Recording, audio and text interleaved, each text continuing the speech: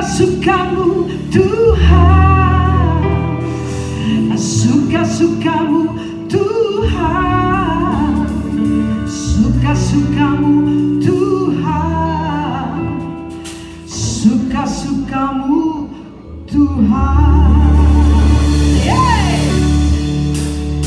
Sungguhlah hidupku telah ditebus oleh kuasa darah yang kudus. Sekarang hidupku bukan milikku lagi. Apapun yang Tuhan mau lakukan, apapun yang Tuhan mau inginkan, asalkan Tuhan ku senang, semua ku relakan, namanya dimuliakan. Hey!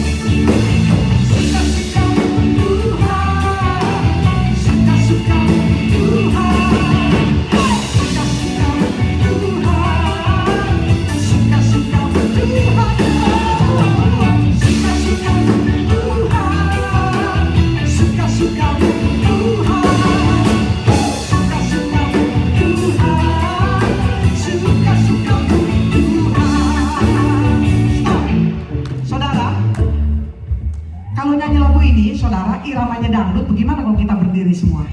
Kayaknya ikuti saya, mau? Oke. Yang kecapean gak apa-apa, gak usah bangun. Tapi yang masih punya tenaga, masih semangat ya. Kalau saudara saya bilang, ke kiri 2 kali, berarti begini. Ke kanan 2 kali, berarti begini. Kalau saya bilang muter tangan di atas, saudara muter. Ke kiri, saudara muter ke kiri. Ya, oke. Singer mulai ke depan, kiri kanan. Oke. Siap musiknya? Ke kiri 2 kali, ke kanan 2 kali. Ya, siap? Kita di sini yang di panggung ke kirinya sini, yang jemaat ke kirinya sono. Oke? Siap saudara? 1, 2, sungguhlah hidupku telah ditebus oleh kuasa darah yang kudus. Sekarang hidupku bukan milikku lagi. Apapun yang Tuhan mau lakukan, apapun yang Tuhan mau inginkan, asalkan Tuhan ku senang, semua ku relakan, namanya dimuliakan. Tangan kiri di pinggang, tangan kanan di atas. Hai, suka-sukamu Tuhan, suka-sukamu Tuhan. Oleh, suka-sukamu Tuhan, suka-sukamu Tuhan. Tangan kiri 2 kali, suka-sukamu Tuhan, suka-sukamu Tuhan. Suka-sukamu Tuhan, namanya dimuliakan. Sungguhlah hidupku telah ditebus oleh kuasa darah yang kudus. Sekarang hidupku bukan milikku lagi.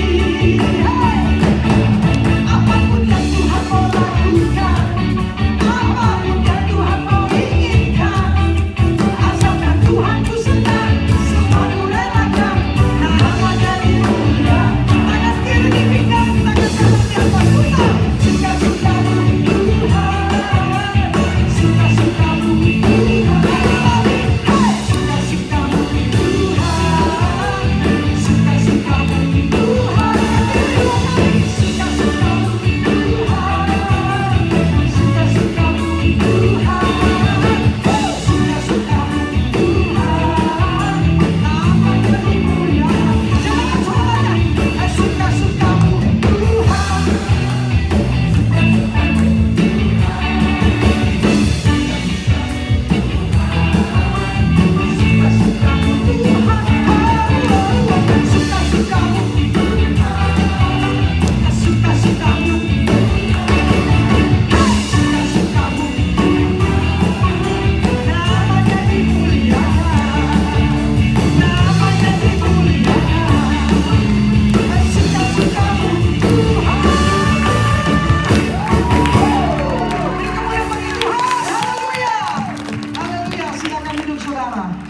Saya lihat bapak bagian kanan ini semangat, begitu muter keganjal perutnya sama kursi saudara. Nggak bisa muter akhirnya ya. Wow, semangatnya luar biasa. Baik saudaraku terkasih, saya persilakan singer WL selanjutnya untuk mempersiapkan kita. Haleluya. Amin. Sukacita pada saat malam hari ini. Amin, amin, Amin. Kita akan mendengarkan firman Tuhan, mendengarkan kebenaran firman Tuhan. Biarlah setiap hati kita berikan kepada Bapa di surga untuk menjadi puji-pujian yang menyenangkan hati Bapa. Kami tidak mau melupakan Engkau ya Bapa. Kebaikan yang sudah kami terima di tahun-tahun yang lalu, di tahun yang akan datang pun kami akan menerima kebaikan. Terima kasih Bapa. Kami mau menaikkan pujian ini. Biarlah Engkau memberikan kami setiap hati hamba yang selalu sepikiran dan seperasaan dengan Yesus Kristus yang di dalam Engkau. Haleluya. Kau tak dapat melupakan kebaikan yang kau terima.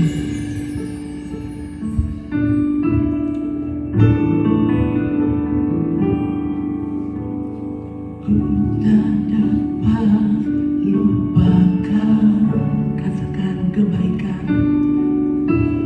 Kebaikan yang ku terima. Terima kasih Tuhan buat pengorbananmu yang mulia. Jadikan ku berharga. Kau tulus menerima, kau tulus menerima.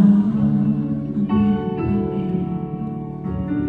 Aku apa adanya,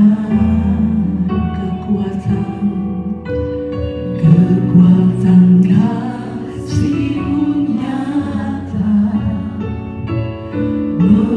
memulihkan hidupku. Kau bukan Tuhan yang melihat rupa, Kau bukan Tuhan yang memandang harta.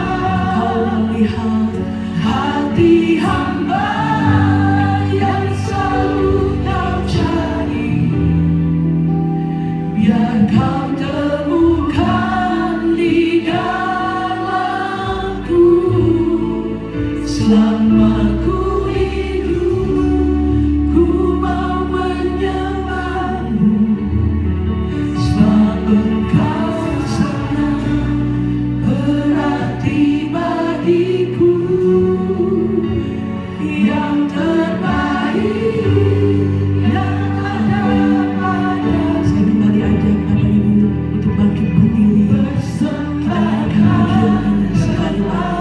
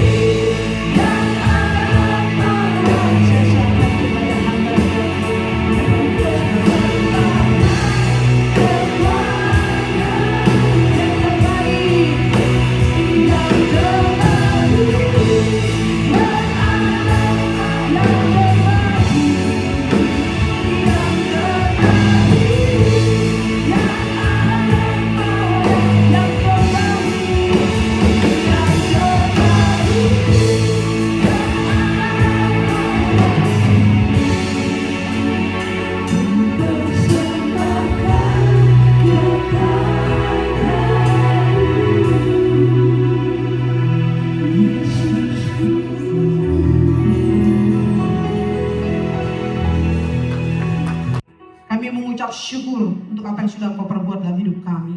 Terutama kalau kami masih diberi kesempatan mendengarkan sabda firman Tuhan. Tuhan Yesus, berfirmanlah lewat hamba-Mu, Pastor Yongki Ramlan. Pakai dia, urapi dia Tuhan. Apa yang dia beritakan lewat firman ini Tuhan, boleh menjadi kesaksian, boleh menjadi berkat, dan itu boleh tertanam di dalam iman anak-anak-Mu. Terima kasih Tuhan Yesus, beracaralah. Hamba-Mu sudah berdoa dan mengucap syukur dalam nama Tuhan Yesus Kristus. Yang percaya katakan bersama, amin. Tuhan memberkati. Silakan duduk saudara. Shalom, selamat malam, selamat kembali kita beribadah di Koinonia Pray and Worship ini. Saya sungguh bersyukur saudara, ada di tengah-tengah Bapak Ibu saudara. Sore hari ini saya ingin sharing tentang firman Tuhan, tentunya dengan satu tujuan, agar saudara boleh belajar dan semakin belajar akan firman Tuhan. Amin saudara. Ya, mungkin pada malam hari ini atau sore hari ini saya agak berbeda saudara ya. Saya ingin berkhotbah saat ini lebih kepada pengajaran. Mau nggak saudara? Amin ya. Saya diberi waktu 40 menit. Saya akan usahakan 40 menit bisa selesai. Tapi kalau lebih dikit boleh ya saudara ya. Maklumlah datang dari Indonesia gitu ya. Lebih dikit boleh ya. Nah Bapak Ibu saudara, seperti biasa, saudara, kami berdua melayani. Saya seringkali khotbah, istri saya nanti akan menyanyikan beberapa pujian ya. Seperti tadi dikatakan oleh istri saya, dia menyanyi berapa lagu? 12 katanya, betul. Ya itulah kadang-kadang perjuangan seorang suami seperti saya itu begitu. Akhir-akhirnya saya sama istri saya mesti bargaining. Jangan banyak-banyak dong lagunya. Kan saya khotbahnya jadi mesti dipotong-potong gitu ya saudara ya. Nah, saya rasa ini khotbah pada sore hari ini sesuatu yang penting sekali. Tema utamanya tentang nyanyian sebenarnya saudara. Mungkin dari Bapak Ibu saya udah mulai mikir nih, aduh nyanyian lagi, pujian lagi. Saya berharap, saya beriman ya, setiap firman Tuhan itu disampaikan dalam waktu yang berbeda, pasti ada maksud Tuhan yang berbeda juga. Amin saudara. Nah, sore hari ini saudara kita akan melihat, boleh ditayangkan. Nah, kalau saya mau beri judul khotbah saya pada sore hari ini yaitu True Worship Through Hymns. Ya, jadi penyembahan yang benar lewat nyanyian pujian. Kenapa begitu saudara? Ini adalah suatu pergumulan saya berpuluh-puluh tahun. Saya udah lama berpuluh-puluh tahun saudara melayani Tuhan, tapi lewat musik. Lewat musik ministry. Saya dengan istri saya ya. Tadi kan istri saya udah nyanyi ya. Terbuktilah istri saya memang penyanyi gitu ya saudara ya. Jadi kami begitu terima Yesus, kita berdua melayani Tuhan lewat nyanyian pujian. Saya belum khotbah begini saudara ya. Nah tapi sepanjang perjalanan pelayanan kami saudara, ada banyak sekali hal-hal yang ganjal dalam pikiran saya atau hati saya saudara. Kenapa, atau jadi pertanyaan lah, kenapa orang Kristen itu begitu akrab dengan nyanyian pujian? Atau dengan nyanyian deh. Bapak Ibu saudara mungkin sekarang bisa relate dengan saya. Mungkin saudara juga ada yang berpikir, iya juga ya. Kenapa? Begitu banyak agama di dunia ini, kenapa cuma Kristen yang paling akrab dengan nyanyian pujian? Ya, itu jadi pertanyaan saya. Kenapa? Dan yang kedua saudara, yang menjadi pertanyaan saya juga, emang Alkitab ngajarin kita nyanyi? Yang pasti saudara, banyak penulis-penulis kitab, terutama Daud, mengajarkan orang Israel nyanyi. Dia sebagai raja juga senang menyanyi, kita tahu itu di Alkitab. Tapi apakah memang Alkitab mengajarkan orang Kristen juga untuk menyanyi? Menyanyi terus gitu saudara ya. Nah, banyak saudara yang saya pertanyakan saudara. Tapi yang lebih menjadi pertanyaan saya, Bapak Ibu saudara seringkali mendengar ketika kita menyanyikan pujian bagi Tuhan di gereja khususnya atau di persekutuan doa dimanapun juga, seringkali kita mendengar worship leader katakan, di atas pujian umat Tuhan Roh Allah bertahta. Betul? Di atas pujian umat Tuhan ada kuasa. Tadi Pak Karim juga bilang begitu. Ada kuasa. Kalau kita menyanyikan pujian itu ada kuasa. Nah saudara, pernah terpikir nggak? Kenapa kok kita nyanyi kok ada kuasa? Ya itu mungkin jadi pertanyaan. Dan itulah pertanyaan saya saudara ya. Nah, saya akan coba kita sharing pada malam hari ini saudara. Karena saya pikir ini adalah sesuatu yang penting. Ya, True Worship Through Hymns. Penyembahan yang benar lewat nyanyian pujian. Mungkin kita lebih akrab dengan istilah praise and worship. Ya, saya pertama-tama seringkali kepleset bilang koinonia itu praise and worship, saking sering. Ini beda ya, pray and worship, luar biasa saudara. Nah, saudara, tentunya bicara tentang praise and worship ini udah tidak asing ya saudara ya. Kita seringkali mendengar istilah ini. Ini ada satu rahasia atau satu kebenaran ya saudara ya. Seringkali kita mengenal istilah praise and worship itu dalam konteks nyanyian yang iramanya cepat dan iramanya lambat. Betul nggak? Di sini gimana saudara? Ya, saya sekarang bertanya kepada worship leader, singer, pemusik gitu. Seringkali kita menggunakan istilah ini dengan pengertian yang sebetulnya nggak tepat-tepat banget. Ya, praise itu bukan nyanyian yang iramanya cepat. Worship bukan nyanyian yang iramanya lambat. Ya, boleh next? Nah, saudara, kalau kita lihat istilah-istilah dulu nih ya, saudara, supaya kita relate dulu dengan apa yang nanti kita akan melanjutkan ke depan. Saudara, istilah praise ini, saudara, praise ini ada kalau sebagai kata benda, dia adalah pujian. Ya, kita tahu semua, saudara. Nah, artinya ketika kita melakukan pekerjaannya, kita menyampaikan kata-kata pujian. Itu namanya to praise, ya, saudara. Nah, bagaimana dengan worship? Worship ini sebenarnya banyak istilah worship. Orang beribadah juga bisa diterjemahkan worship. Atau sebaliknya, worship bisa diterjemahkan juga ibadah, saudara ya.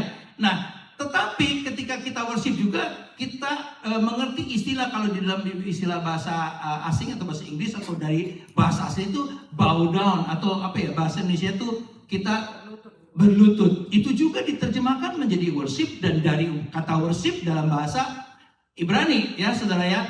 Nah, itu to worship, melakukan pekerjaannya. Terus worship itu sendiri apa? Worship itu penyembahan atau proses atau cara kita menyembah. Cara kita menyembah yang seperti apa? Kita lihat lagi kata to worship tadi. To worship itu artinya kita menyembah yang definisinya adalah menyatakan hormat, kemuliaan, dan pengagungan dengan penuh kekaguman kepada siapa? Kepada Allah tentunya, ya. Sampai di sini. Ini saya cuma bicara tentang worship dalam konteks nyanyian, ya, saudara. Nah, berikutnya boleh next. Nah, kalau kita lihat menyanyikan pujian itu ternyata adalah salah satu kegiatan atau salah satu dari aktivitas dalam kita menyembah Allah. Jadi saudara mau nyanyi lagu irama apapun juga, ketika saudara nyanyi itu adalah bagian daripada penyembahan kepada Allah. Amin ya, saudara. Nah, ketika saudara menyembah kepada Allah dalam bentuk nyanyian, saudara, pada saat itu saudara otomatis menjadi penyembah. Nah, saudara menjadi penyembah sehingga saudara, orang Kristen atau orang Kristen dalam hal ini yang sering menyanyikan puji-pujian ya, nyanyian pujian itu mempunyai predikat sebagai penyembah. Saudara sebagai orang Kristen semua memiliki predikat sebagai penyembah. Makanya saudara pernah dengar di Indonesia ada grup musik rohani yang namanya True Worshipper. Pernah dengar ya? Mereka mengklaim dirinya sebagai penyembah-penyembah yang benar. Meskipun mereka nyanyinya nggak harus selalu lagu slow gitu, lagu yang lambat. Apapun yang dinyanyikan kepada Tuhan itu adalah suatu penyembahan kepada Tuhan. Ya, itu dulu. Jadi kita perlu mengerti bahwa menyanyi adalah bagian dari penyembahan kepada Tuhan. Ya, apapun iramanya. Tadi kemudian Ibu Lydia udah menyanyikan lagu dangdut, ada lagu rock sebelumnya. Ya, nggak tahu tiba-tiba kok saya nggak pernah ngomong sama Bu Lydia kok dia ungkapkan itu. Memang nanti kita akan belajar gitu loh saudara. Irama bisa macam-macam di dalam gereja ini. Tetapi yang penting liriknya. Ya, nanti kita akan belajar karena kalau kita gali saudara, firman Tuhan itu sangat luar biasa. Nah saudara, kita akan bahas satu persatu ya, apa itu nyanyian pujian. Karena nyanyian pujian juga ternyata kita tidak bisa sembarangan menyanyikannya. Ya, penyembahan dalam konteks nyanyian pujian dalam hal ini ya, yang benar itu seperti apa? Ya, sekarang saudara di sini ada yang bukan Kristen, boleh angkat tangan? Yang bukan Kristen, belum Kristen, baru mau jadi Kristen. Wah, ternyata udah Kristen semua. Bapak Ibu Saudara sebagai orang Kristen pasti sudah sering nyanyi di gereja ya, dimanapun lah nyanyi lagu-lagu rohani. Saudara, saya ingin melihat sebenarnya kenapa sih orang Kristen itu perlu menyanyi selanjutnya. Tapi kita lihat dulu saudara, kita mau tahu dulu nyanyi yang benar menurut firman Tuhan apa. Seperti apa? Saudara, yang pertama, penyembahan atau nyanyian pujian yang benar itu harus memiliki tujuan yang benar. Saudara, mulai saat ini mungkin mulai bertanya, iya ya, selama ini gue gak ada tujuannya tuh, pokoknya disuruh nyanyi, gue nyanyi aja. Disuruh joget, joget aja kayak tadi. Disuruh muter gitu. Untungnya gak terlalu lama ya, jadi gak sampai mabok, saudara. Nah, saudara, kalau saudara tahu tujuannya menyanyikan puji-pujian apa, saudara pasti akan berbeda ketika menyanyikan pujian kepada Tuhan. Itu nomor satu. Yang kedua, ketika kita menyanyikan pujian kepada Tuhan, tuh kita harus memiliki sikap yang benar di hadapan Tuhan. Seringkali juga kita ketika nyanyikan pujian, sikap kita juga nggak sesuai dengan apa yang Tuhan mau. Nah, kita akan belajar seperti apa sikap yang Tuhan kehendaki. Nah, ini yang ketiga, hal yang ketiga. Saudara, kalau saudara melakukan poin 1 dan poin 2, saudara akan menerima upah. Saudara akan menerima rewardnya. Dari siapa? Tentu dari Tuhan. Rewardnya apa? Yang seringkali kita dengar di atas puji-pujian umat Tuhan, Allah bertahta. Ada kuasa. Itulah rewardnya bagi kita, ya. Tapi entar dulu, jangan cuma mau rewardnya aja. Tapi poin 1 dan poin 2 kita harus mengerti dulu dan kita harus lakukan dulu, ya. Oke, yang selanjutnya boleh. Nah, kita akan melihat poin yang pertama, saudara.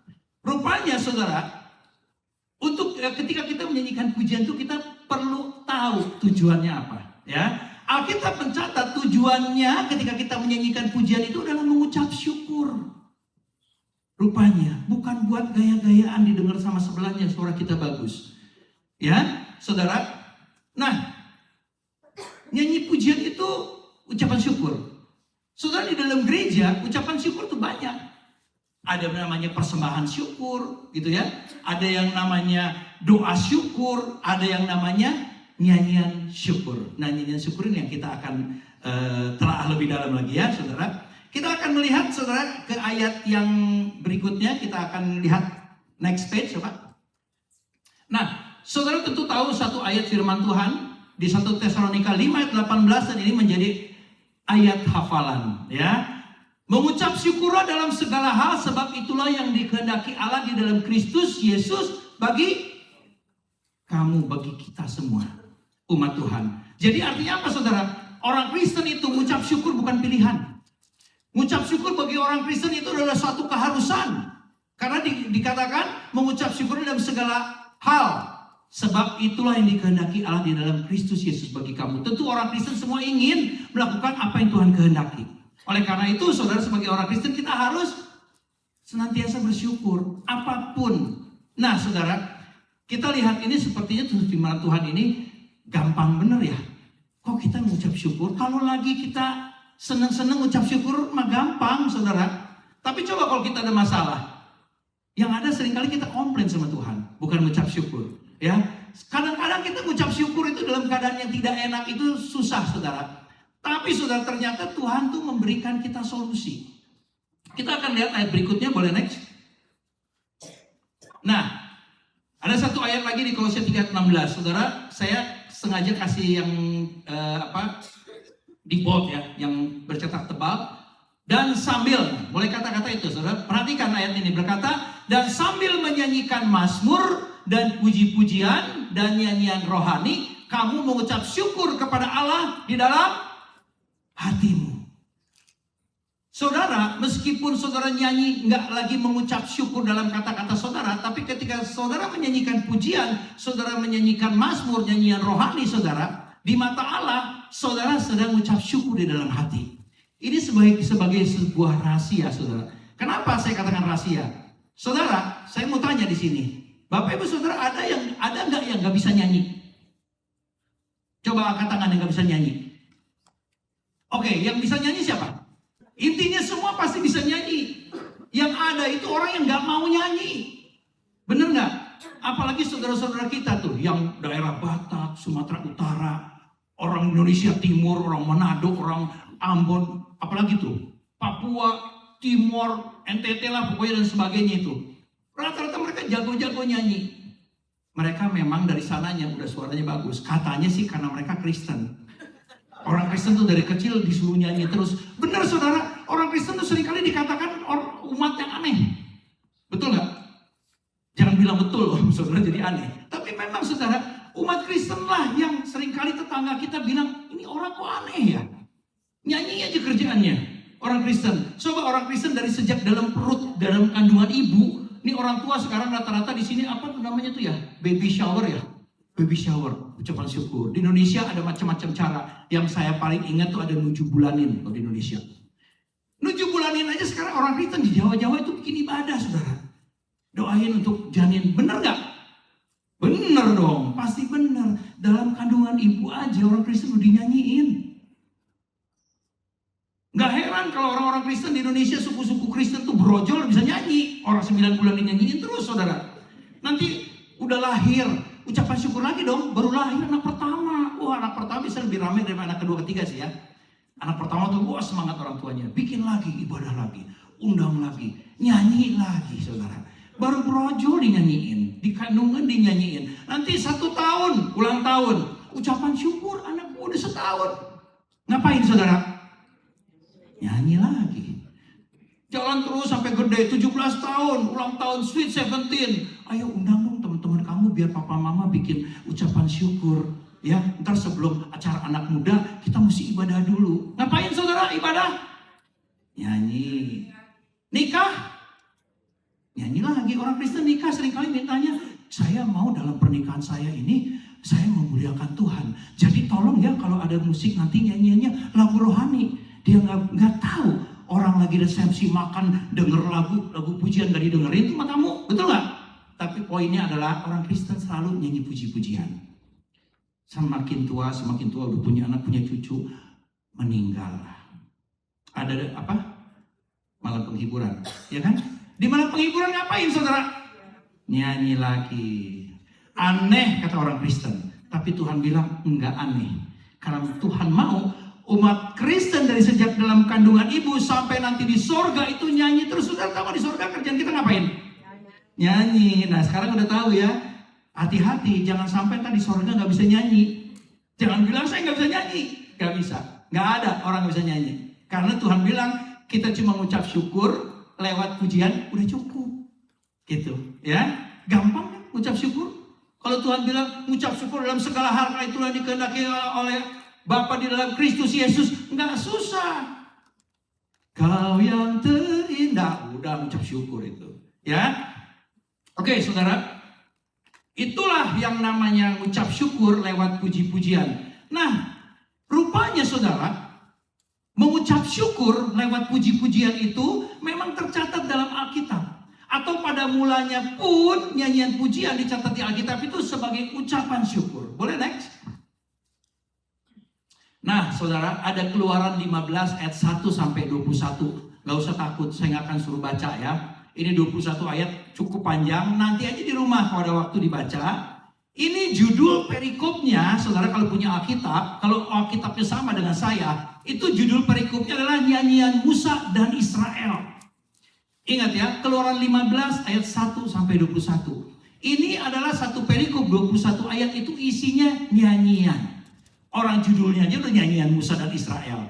Nah saudara kalau kita lihat di Alkitab kita dari mulai Kejadian 1 sampai Keluaran 14, saudara tidak akan menemukan istilah nyanyian. Saudara tidak akan menemukan istilah menyanyi, bermazmur bagi Tuhan, gak ada saudara. Karena memang Alkitab mencatat pertama kali tentang nyanyian pujian itu di Keluaran 15, ya, saudara. Sehingga saudara, sekarang kan Alkitab pakai elektronik ya, Bible elektronik. Coba aja di search dari mulai Kejadian sampai Keluaran 14 itu nggak ada cerita-cerita tentang nyanyi-nyanyi itu orang Israel, belum ada gitu, saudara ya. Nah, tentunya pada saat kalau kita lihat begini jadi pertanyaan dong. Kenapa kok tiba-tiba di Keluaran 15 jadi ada nyanyian? Sebelumnya katanya nggak ada nyanyian. Betul saudara. Memang Keluaran 15 itu adalah sebuah nyanyian yang diucapkan oleh bangsa Israel. Dipimpin jadi Musa sebagai worship leader waktu itu. Ya, nyanyian kepada Tuhan. Kenapa kok bisa tiba-tiba ada nyanyian? Rupanya saudara, pada saat itu bangsa Israel dipimpin oleh Musa mengucap syukur karena mereka yang seharusnya mati tetapi akhirnya tidak jadi mati. Istilah paling gampang itu deh. Saudara tahu sebelum Keluaran 15 berarti Keluaran berapa? 14. Ada yang masih ingat matematika rupanya.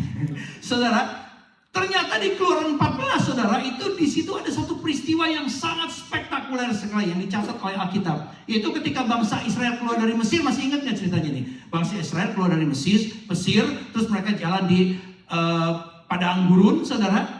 Satu saat mereka dihadang oleh sebuah ancaman dan mereka harus mati pada saat itu sebenarnya. Yaitu ketika di depan mereka, ketika sedang berjalan, ada apa, saudara masih ingat nggak? Laut apa namanya?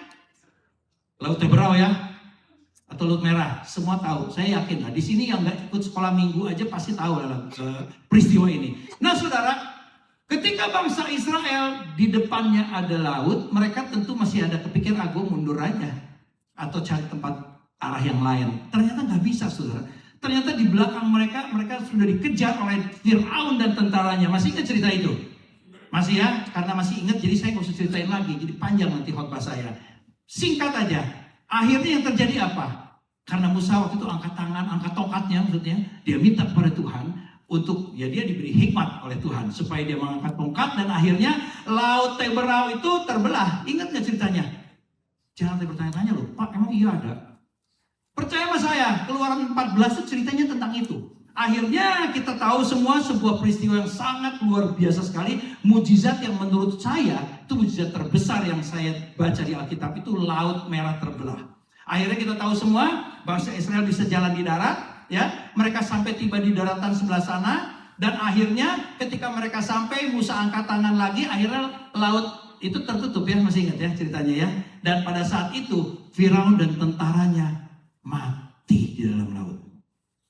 Saat itu tentu bangsa Israel begitu senang. Mereka bersuka cita. Tapi saudara, Musa melihat ini jangan cuma euforia aja. Teriak-teriak senang-senang gitu. Kalau gitu kan kita mestinya mengucap syukur kepada Tuhan. Karena kita yang seharusnya mati, kita akhirnya nggak jadi mati, kita hidup. Oleh karena apa? Oleh karena Tuhan. Sebelumnya dikatakan, bangsa Israel itu kan seringkali mengeluh, saudara. Bersungut-sungut ketika mereka melihat ada laut di belakang tentara, mereka mulai bersungut-sungut sama Musa. Dia bilang, ngapain lu bawa ke sini kita? Mendingan mati di Mesir lebih enak. Emang di Mesir gak ada kuburan? Orang Israel seringkali ya bersungut-sungut ya. Tapi Musa berkata begini, jangan takut. Karena Allah yang akan berperang bagi kamu dan engkau akan diam saja. Amin saudara. Itu kata-kata Musa itu begitu menguatkan bangsa Israel. Singkat cerita, akhirnya Musa memimpin bangsa ini untuk menyanyikan pujian.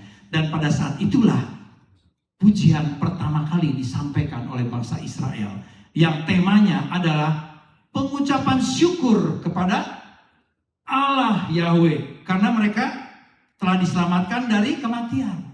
Ya saudara. Nah selanjutnya boleh ini slide-nya. Nah kita lihat nih statementnya. Musa memuliakan Allah dengan nyanyian karena Allah telah memberikan kemenangan kepada umat Israel. Betul ya? Selanjutnya musik memainkan peranan penting dalam ibadah dan hari raya umat Israel. Sejak Keluaran 15 ini kalau saudara baca perjanjian lama, itu bangsa Israel nggak henti-hentinya nyanyi terus. Ya, seperti kita tahu ya, Daud juga nyanyi. Daud nyanyi bukan cuma di bait Allah. Waktu menggembala dia nyanyi gitu saudara. Dimanapun dia menyanyi ya. Saudara, next. Nah, ini penting bagi kita. Kita sebagai umat Allah yang telah diselamatkan oleh darah Yesus. Tadi bangsa Israel diselamatkan dari kematian di Laut Teberau dan Firaun. Kita sebagai umat Allah yang telah diselamatkan oleh darah Yesus sudah selayaknya menyatakan kegembiraan dan sukacita di dalam roh kita dengan cara menyanyikan pujian juga. Jadi pujian atau nyanyian itu saudara adalah warisan dari bangsa Israel. Kita kan suka bangga dibilang Israel rohani, betul nggak? Nah, jadi nyanyian pujian di dalam kekristenan itu adalah warisan dari bangsa Israel. Di mana mereka mengucap syukur oleh karena mereka dibebaskan dari kematian. Kita juga orang Kristen, sebenarnya kita semuanya harus mati kekal. Upah dosa adalah maut. Ada di sini orang yang bilang saya nggak berdosa?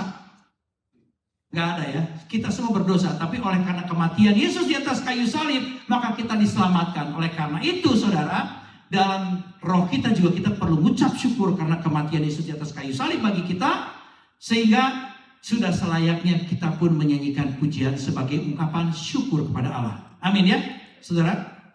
Nah, saudara kalau kita lihat di sini, setidak-tidaknya udah ada 2 pertanyaan terjawab.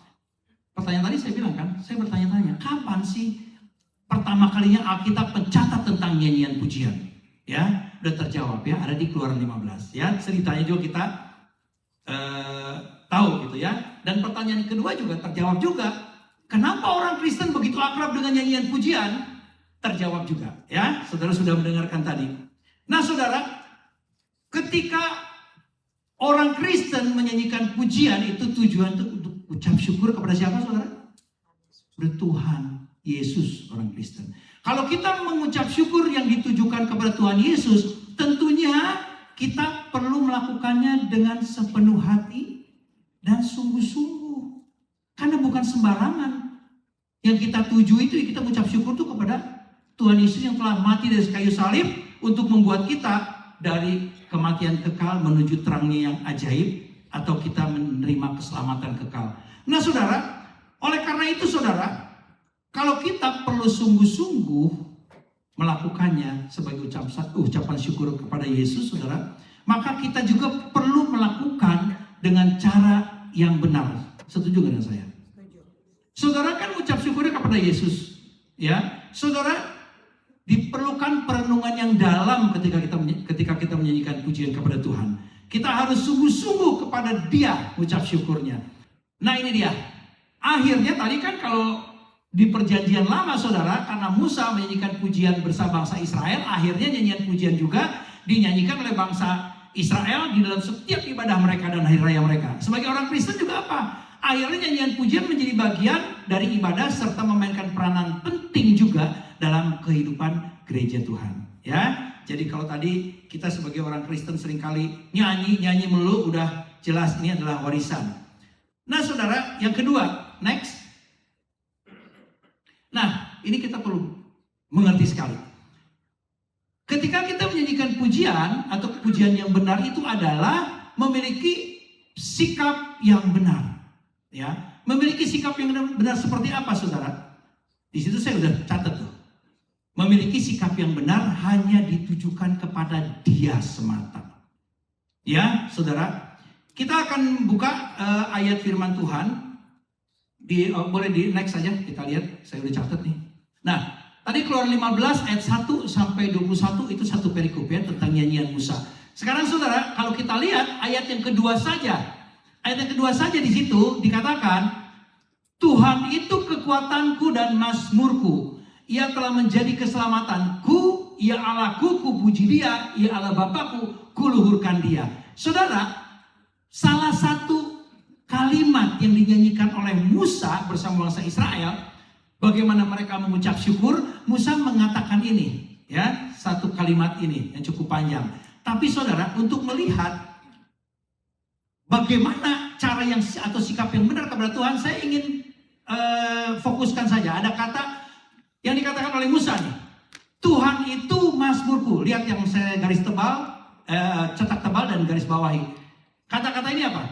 Tuhan itu mazmurku. Musa dengan bangsa Israel berkata kepada Tuhan, atau bersama-sama mereka menyanyi, Tuhan itu mazmurku. Saya nggak tahu notnya kayak apa, melodinya karena saya nggak tahu ya, karena Alkitab tidak mencatat melodi ya.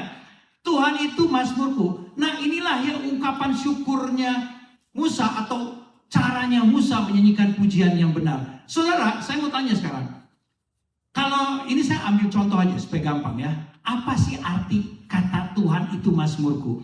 Saudara, saya ingin ambil contoh supaya saudara mengerti. Kalau saya suatu saat bilang sama istri saya nih, istri saya beli dia, saya kalau manggil dia tuh yang ya saudara ya, yang gitu ya.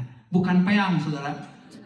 Ini yang itu artinya sayang. Saya suka kalau satu kali saya nanya ke istri saya, yang engkaulah mazmurku. Gitu.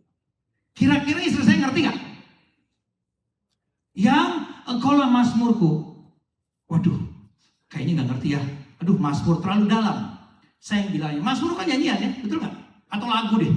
Terus saya bilangin istri saya permudah. Yang engkaulah laguku. Istri saya ngerti gak?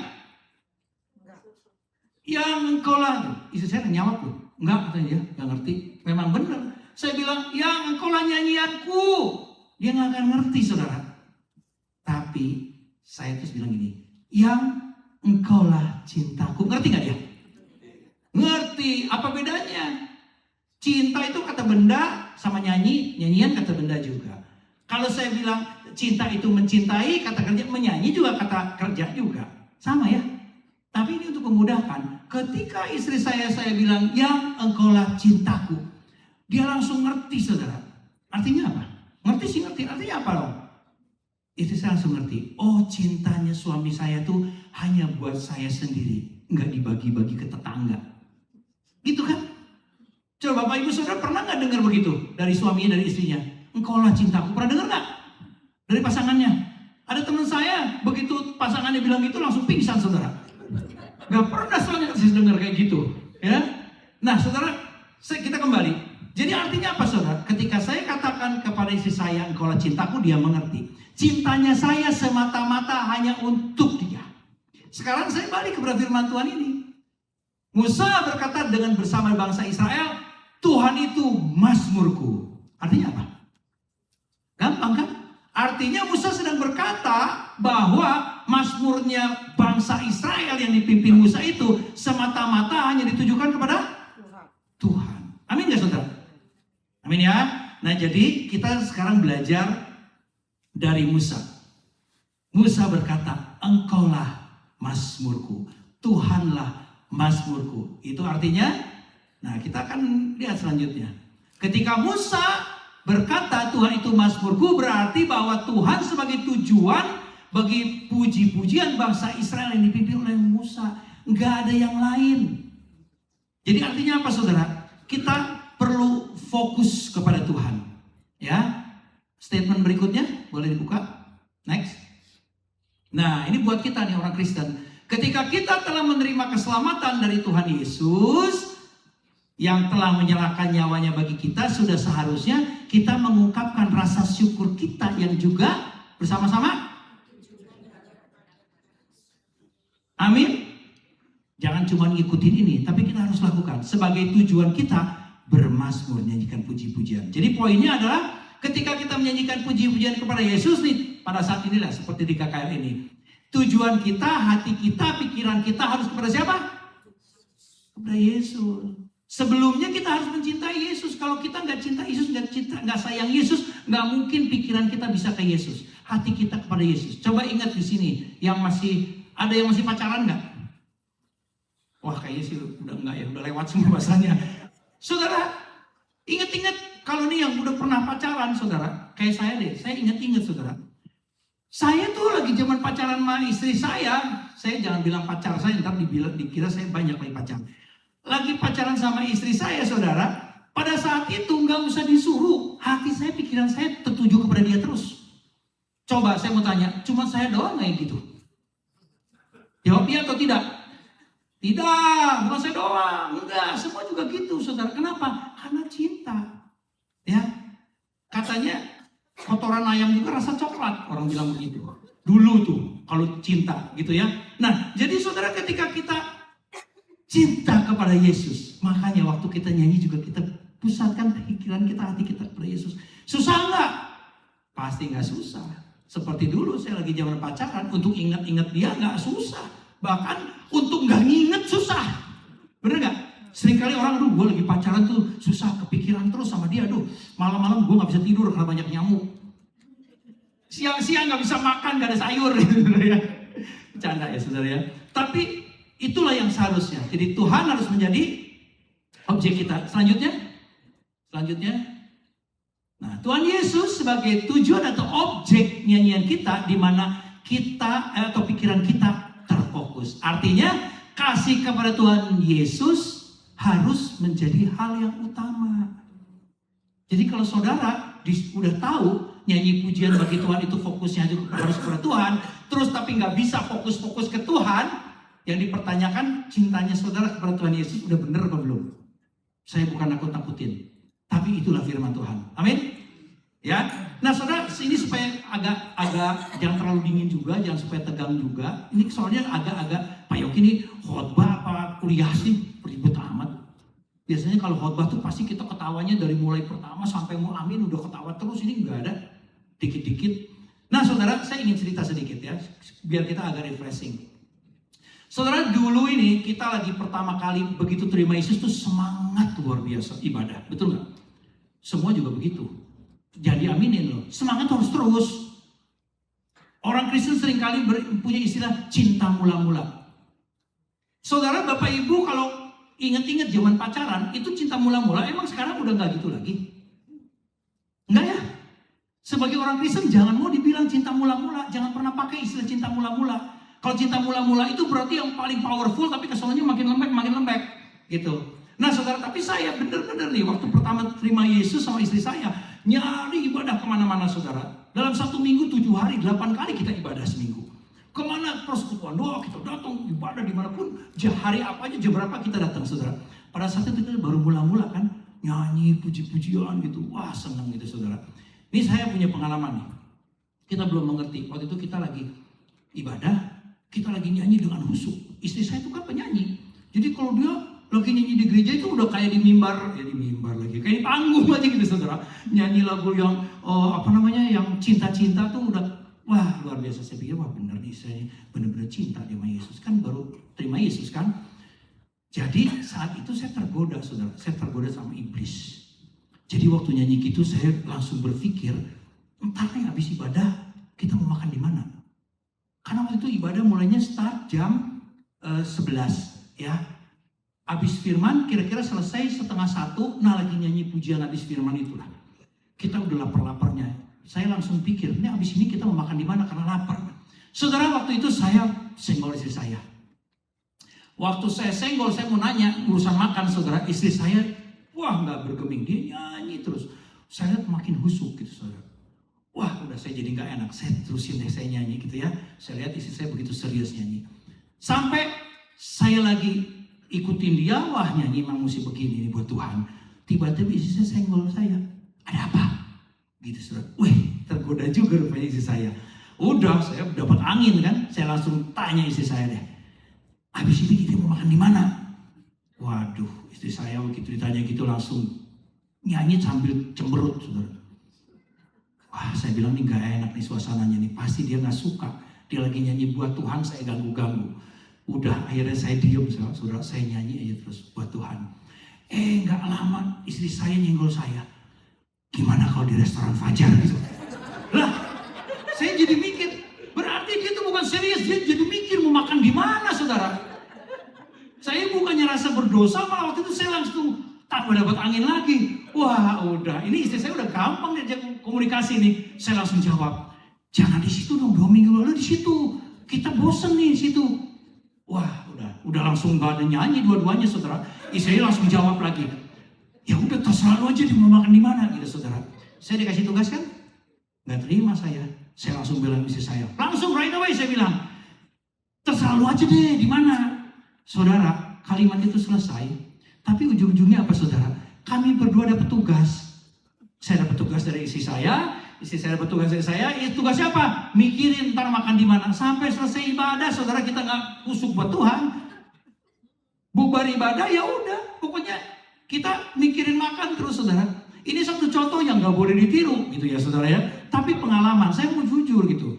Saya juga mengalami hal itu. Jangan Bapak Ibu Saudara langsung mikir, iya ya gue kok kayak gitu sampai hari ini. Jangan ya saudara ya. Nah saudara, jadi ketika kita menyanyikan puji-pujian kepada Tuhan, kita tujuannya, fokusnya harus kepada Tuhan. Ya. Nah apa fungsi worship leader? Saudara di sini yang worship leader berapa orang coba? Yang suka giliran lah. Worship leader singer? Ya udah 16, 17, 18, 32, banyak juga ya worship leader. Saudara sebagai worship leader itu tugas saudara itu tidak mudah dan tidak sembarangan. Saudara memimpin jemaat untuk supaya fokus kepada Tuhan Yesus. Itu poinnya. Ya, saudara ya. Jadi di sini saya mau mengajak kita tim musik, ya bukan tim musik aja, semua lah, kita kan nyanyi juga. Tapi sebagai tim musik itu adalah kalian semua leader-leader yang mau mengajak jemaat bagaimana menyembah Tuhan dengan benar, bagaimana fokus kepada Tuhan. Ya, jangan menarik perhatian dengan cara yang aneh-aneh. Di Jakarta nih, di Surabaya, ada pemimpin pujian saudara, boro-boro jemaat bisa percaya fokus kepada Tuhan Yesus. Semua fokusnya ke dia. Habis dia lelaki tapi bulu matanya lentik banget gitu. Pakai lipstik gitu saudara. Jadi jangan aneh-aneh deh. Misalnya pakai jubah gitu. Di sini untung enggak saudara ya. Tapi kalau di Indonesia ada tuh yang aneh-aneh. Jadi nyanyi waktu jemaat nyanyi tuh nyanyi tapi ngeliatin kok ini aneh juga ya. Tapi oke juga gitu saudara. Jemaatnya ada kepengaruh gitu ya saudara. Nah, hal itulah yang kita perlu renungkan ya, supaya sebagai pemimpin pujian jangan menarik perhatian. Juga sebagai pemusik juga begitu saudara. Memang saudara, mungkin di sini yang musisi gitu ya bukan di sini aja lah, di mana-mana di gereja mendapat tugas melayani Tuhan. Saudara tentu perlu punya skill yang benar ya, tapi lebih daripada itu, pemusik juga tugasnya mengajak jemaat untuk supaya tetap fokus. Jadi jangan cari perhatian musisi, ya. Nah, poin yang ketiga adalah kalau saudara menyanyikan dengan cara yang benar dan tujuan yang benar, saudara, kita akan terima upah atau reward. Nah, ini penting sekali. Nah, saudara, Allah akan bersemayam atau bertata dan ada kuasa di atas pujian umat Tuhan. Amin. Amin. Yang jadi pertanyaan sekarang, kok bisa? Saudara, yang sudah pasti, memang ini tidak mudah. Yang tadi saya katakan, kalau kita punya tujuan yang benar, kita punya sikap yang benar, tentu tidak mudah. Itu perlu dilatih, saudara. Next, saudara ikut ibadah lagi, saudara nyanyi, mulai dipraktekkan. Benar gak sih, gue bisa fokus pada Tuhan Yesus? Apa masih pikiran saya ke rumah? Pikiran saya ke problem saya? Di Jakarta itu seringkali ada ibadah yang sangat pagi sekali dimulainya, saudara. Ada yang jam 6, setengah 7 gitu, saudara. Seringkali itu mengganggu jemaat. Ketika jemaat lagi nyanyi, ingat, aduh, tadi itu kompor dimatiin belum ya saudara? Buyar saudara, semua nyanyian buat Tuhan. Karena ingat jendela ditutup belum gitu ya. Yang ada pembantu masih mending ya saudara ya. Nah, hal-hal itu yang kita tidak inginkan tentunya saudara. Nah, kita akan lihat saudara, ketika kita menyanyikan pujian kepada Tuhan, kita perlu cara yang benar dan kita perlu tujuan yang benar. Oke, sekarang kita udah lewat tadi ya. Sekarang dampaknya atau rewardnya. Tentu nggak mudah sebelum mendapat reward ini. Kita melakukan yang mudah, tapi yang pasti saudara, kalau saudara menyanyikan pujian kepada Tuhan dengan cara yang benar, dengan tujuan yang benar, pasti hasilnya menakjubkan. Saudara jangan berpikir, oh berarti kalau saya sakit tinggal nyanyi pujian pasti sembuh. Nggak pasti, tapi bisa. Karena Tuhan punya kedaulatan. Siapa bilang umat Tuhan kalau nyanyi pujian sakit misalnya, terus nyanyi sembuh, ada yang mau mati, dinyanyiin, nggak jadi mati. Orang Kristen nggak ada yang mati saudara kayak gitu. Tapi saudara paling tidak ketika kita menyanyikan pujian itu udah hal-hal yang menakjubkan yang kita terima. Paling tidak saudara pasti merasakan sukacita. Amin. Pasti ada damai sejahtera. Pasti ada kelegaan yang saudara terima. Pasti ada kemenangan. Dan terakhir, di dalam setiap pujian umat Tuhan itu ada kuasa. Nah yang kuasa ini nih, kuasanya nih nggak gampang gitu saudara ya. Kenapa saudara? Kita akan lihat lagi. Boleh next? Nah ini bermula dari sini. Padahal engkaulah yang kudus yang bertata di atas puji-pujian orang Israel. Kenapa bisa ada kuasa? Karena Allah bertata di atas puji-pujian. Di mana ada Allah yang penuh kuasa, di atas pujian umat Israel juga ada kuasa. Kita juga ada kuasa di atas puji-pujian kita. Nah saudara, saya yakin sekali banyak di antara kita di sini, saya juga masih seringkali nggak bisa fokus kita nyanyikan pujian. Tapi kalau kita berusaha, kita ingat, kita mencintai Yesus, kita harus fokus sama Dia ketika nyanyian pujian kepada Dia. Ya, nah apa yang saya mau, saudara membuat satu komitmen baru. Kalau di waktu-waktu yang lalu, saudara belum seperti apa yang Tuhan ajarkan ketika kita menyanyikan pujian, biarlah di hari-hari yang akan datang kita akan semakin baik. Ya, kita mengikut Tuhan, bukan saja mengikut Tuhan, tapi kita juga bisa menunjukkan apa yang terbaik yang kita bisa berikan kepada, yaitu menyembah Dia lewat puji-pujian. Amin. Saya ajak kita semua untuk bangkit berdiri, kita akan berdoa. Bapak Ibu Saudara, jika di antara Bapak Ibu Saudara ada yang merasa saya perlu membuat komitmen baru kepada Tuhan untuk saya lebih baik lagi dalam saya menyanyikan pujian bagi Engkau Tuhan.